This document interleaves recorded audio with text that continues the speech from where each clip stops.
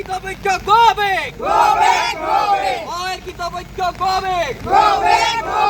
আমাৰ দাবি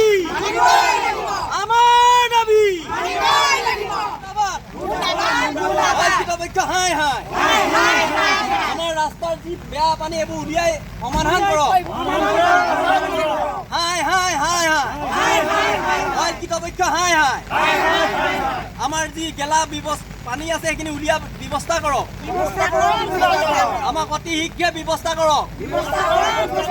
আমাৰ ল'ৰা ছোৱালী অহা যি ব্যৱস্থা একেবাৰে শোচনীয় হৈছে আমাৰ সুব্যৱস্থা কৰক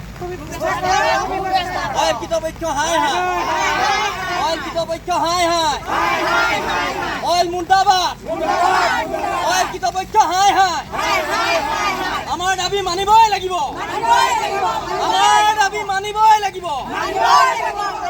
অয়েল কৃতপক্ষ হাই হয় চাওক চহৰ অঞ্চলত কৃত্ৰিম বানপানীৰ সৃষ্টি হোৱা আপোনালোকে সকলোৱে দেখিছে কিন্তু গ্ৰাম্যাঞ্চলতো বৰ্তমান কৃত্ৰিম বানপানী আৰম্ভ হৈছে মই বৰ্তমান উপস্থিত আছোঁ ডিমৌৰ বৰুৱা চাংমাইত আৰু ইয়াত যিটো তেলৰ খাদ আছে এই তেলৰ খাদটোৰ ফলতে এখন গাঁৱৰ যিটো অহা যোৱা কৰা মূল পথ সেই পথটো কৃত্ৰিম বানত বুৰ যোৱাৰ ফলত এতিয়া স্থানীয় ৰাইজ আহি এই খাদত উপস্থিত হৈছে আৰু তেওঁলোকে ইতিমধ্যে এই খাদটো বন্ধ কৰি দিয়াৰ হুংকাৰ প্ৰদান কৰিছে স্থানীয় ৰাইজ সকলো ওলাই আহিছে দীৰ্ঘদিনৰ পৰা তেওঁলোকে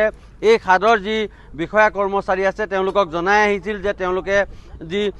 যাৱতীয় ব্যৱস্থা গ্ৰহণ কৰি তেওঁলোকৰ গাঁৱলৈ সোমাই যোৱা পথটো তেওঁলোকে বানমুক্ত কৰিবৰ কাৰণে আহ্বান জনাই আহিছিল কিন্তু দীৰ্ঘদিনৰ তেওঁলোকৰ আহ্বানক এই খাদ কৰ্তৃপক্ষই তেওঁলোকে অৱহেলা কৰি অহাৰ ফলত আজি গাঁৱৰ ৰাইজ সৰ্গহস্ত হৈ পৰিছে আৰু তেওঁলোকে মই কেমেৰা সহযোগীক দেখুৱাবলৈ অনুৰোধ জনাইছোঁ এই খাদটো বৰ্তমান বন্ধ কৰি দিয়াৰ বাবে গাঁৱৰ ৰাইজ ওলাই আহিছে আৰু তেওঁলোকে লাং মাৰি দিছে এনেধৰণে বাঁহ বান্ধি দিছে আৰু তেওঁলোক দীৰ্ঘদিনৰ পৰা যি তেওঁলোকৰ মাজত এটা ক্ষোভ আছিল আজি ক্ষোভৰ বহিঃপ্ৰকাশ হৈছে আৰু তেওঁলোকে বন্ধ কৰি দিয়াৰ চেষ্টা কৰিছে মই স্থানীয় ৰাইজ আছে মই তেওঁলোকৰ লগত কথা পাতিবলৈ চেষ্টা কৰিম উত্তপ্ত পৰিস্থিতিৰ সৃষ্টি হৈছে ইতিমধ্যে মাৰি দিম নহ'লে আকৌ দাদা কি হৈছে কওকচোন ঘটনাটো কি হৈছে চাওক আমাৰ এই বৰুৱা চাংমাই যি ৰাস্তাৰ আমাৰ পানীৰ পৰা যিটো প্ৰদূষণ হৈছে 1 নম্বৰ ৰাস্তাটো বুঢ়ী এআঁঠু পালেহি এইটো এবাৰ আমি ইহঁতক কৃতপক্ষক জনাইছোঁ তেওঁলোকে যাতে আমাক কোনো এটা গুৰুত্বই দিয়া নাই সেয়েহে আমি মানে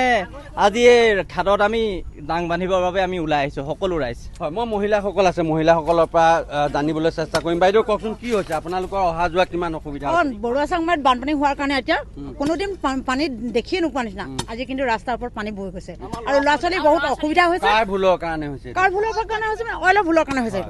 গম পাইছেনে আজি মই নিজে ওলাই যাবলৈ আহিছোঁ ৰাস্তাত পৰি মই আজি নিজৰ কামৰ কাৰণে মই যাব নোৱাৰিলোঁ গম পাইছেনে মই আজি সেইটো কাৰণে মই আজি ৰাতিপুৱা 8টা বজাৰ পৰা মই ইয়াত ৰখি আছোঁ আপুনি এতিয়া দেখিছোঁ গম পাইছেনে ল'ৰা ছোৱালী লৈ পিনি মই এতিয়া বোকাত পৰি থকাৰ কাৰণেতো মই নিজৰ কাম ক্ষতি কৰিবলগীয়া হৈছে হয় মই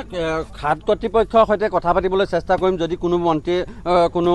ইয়াৰ বিষয়া কৰ্মচাৰীয়ে যদি কিবা ক'ব বিচাৰে যে কি কাৰণে আচলতে আজি এই অৱস্থা হৈছে তেওঁলোকৰ বিষয়া দেখিছোঁ দাদা আপোনালোকে কিবা ক'ব নেকি কিহৰ কাৰণে আজি এই ঘটনাটো হৈছে হয়তো তেওঁলোকৰ ঊৰ্ধ্বতম কৰ্তৃপক্ষৰ সৈতে যোগাযোগ কৰাৰ ব্যৱস্থা কৰি আছে দাদা আপোনালোকে কি ক'ব নেকি আজি ৰাইজে বন্ধ কৰি দিয়াৰ চেষ্টা কৰিছে খাদটো এতিয়া ক'ব পৰা নাই হয় আচলতে তেওঁলোকে মন্তব্য দিয়াৰ পৰা বিৰত আছে তেওঁলোকে ঊৰ্ধ্বতম কৰ্তৃপক্ষৰ সৈতে যোগাযোগ কৰি আছে আৰু এই ৰাইজে বহুদিনৰ পৰা তেওঁলোকক এই অভিযোগ দি আহিছিল আৰু আমি সেই পথটোও দেখুৱাবলৈ চেষ্টা কৰিম কিয়নো যিটো পথেদি এই গাঁৱৰ ৰাইজসকল অহা যোৱা কৰে আজি সেই পথটো সম্পূৰ্ণৰূপে বুৰি গৈছে আৰু যাৰ ফলত বিদ্যালয়লৈ হওক অফিচ কাছাৰীলৈ যোৱা লোকসকল তেওঁলোকে যোৱাত বাধাৰ সন্মুখীন হৈছে আৰু এই যি কৃত্ৰিম বান এয়া সাধাৰণ পানীৰ লগত তুলনা নহয় কিয়নো এই খাদৰ পৰা ওলোৱা বিষাক্ত তেল আৰু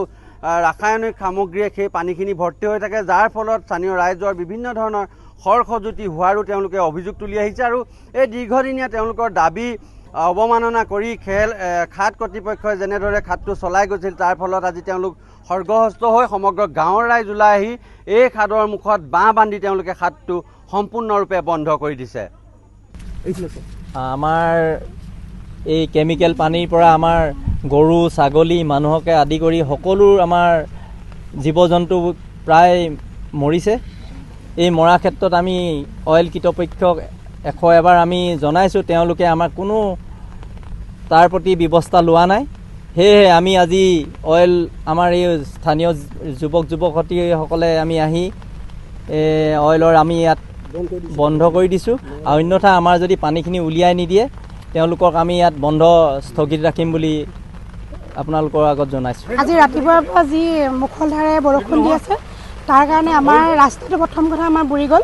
আৰু এই ৰাস্তাটো বুৰি যোৱাৰ কাৰণে আমি এওঁলোকৰ লগত অইল কৰ্তৃপক্ষৰ লগত যোগাযোগ কৰিলোঁ। তেওঁলোকক আমি এটা সময় দিছিলোঁ, কিন্তু তেওঁলোক এতিয়াও মানে নিজৰ হেৰিয়তে ব্যস্ত হৈ আছে, আমাক একো গুৰুত্ব দিয়া নাই এতিয়ালৈকে। সেইকাৰণে আমি এডাল দাং বান্ধি দিয়াৰ ব্যৱস্থা কৰিছোঁ। তেওঁলোকৰ কামবিলাক আমি আজিৰ কাৰণে মানে যেতিয়ালৈকে আমাৰ এটা স্থায়ী সমাধান নিদিয়ে আমি তেওঁলোকৰ কামবিলাক স্থগিত ৰাখিছোঁ। আমাৰ আগত বহুতো আমাৰ গৰু মৰিলে, এওঁলোকৰ যিবিলাক উন্মুক্ত হৈ থকা পুখুৰী আছে সেইবিলাকত পৰি পিনি আমাৰ গৰু মৰিলে আমি তেওঁলোকৰ লগত যোগাযোগ কৰিলোঁ। তাৰপাছতো আমি একো সুফল নাপালোঁ, তাৰ একো ক্ষতিপূৰণ নাপালে আমাৰ গাঁওবাসীয়ে। আৰু এতিয়া যোনবিলাক পানী তেওঁলোকে পুখুৰীবিলাকৰ কোনো চাৰি বেৰাটো ভালকৈ দিয়া নাই, তেওঁলোকে মাটি অলপ চিমেণ্টৰ বস্তাত মাটি ভৰাই চাৰি বাউণ্ডেৰী দিছে, কোনো ধৰণৰ মানে ভালকৈ ৱাল দিয়া নাই। তাৰ কাৰণে আমাৰ এতিয়া পশুধনে তাৰ পানী খাইছে, আৰু পানী খোৱাৰ ফলত তেওঁলোকৰ বিভিন্ন ধৰণৰ ছালৰ সমস্যা হৈছে। বৰ্তমান পশুধনৰ হৈছে, আৰু এতিয়া য'ত পানী গছকাৰ কাৰণে হয়তো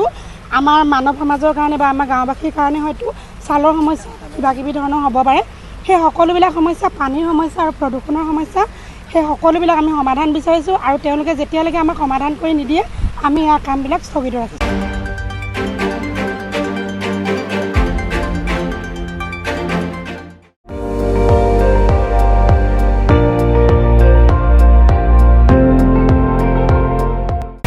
আপুনি চাই আছে ND24, সৰ্বশ্ৰেষ্ঠ নহয় সৰ্বোত্তমৰ দৌৰ।